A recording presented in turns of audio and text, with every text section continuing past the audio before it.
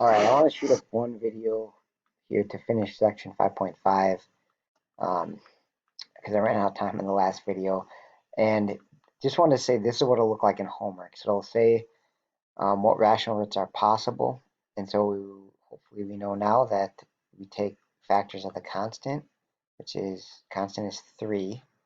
So the factors are 1 and 3, or the factors of a leading coefficient. That's what the rational root theorem says. So our leading coefficient is 5, which is factors just 1 and 5, and pair them up. So we have 1 over 1 and 3 over 1, and then take the 5, and we have 1 over 5 and 3 over 5, right? And then don't forget both plus and minus. So what the rational root theorem says is these are the 8 rational roots that are possible. Positive negative 1, positive negative 3, positive negative 1/5, and positive negative 3/5. Okay, so what happens then is it'll say find the actual rational roots. And so kids will graph it on their calculator and they'll get these things, which aren't on the list, right? And so all that means is that these must be the root type. They must be the square root, the irrational type, right? Because they're real answers, they show up on the calculator, but they're not on our list of rational, so they must be irrational.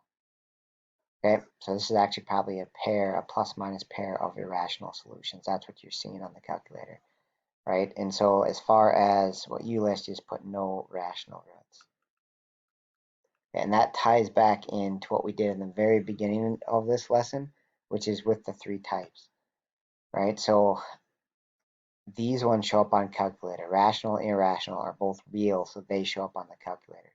So students often get confused by that when they hit a question like this, where they see them on the calculator, but they're not the rational ones, right? They're not from this list. All right, hopefully that makes sense. Sorry about running out of time. Thanks for watching.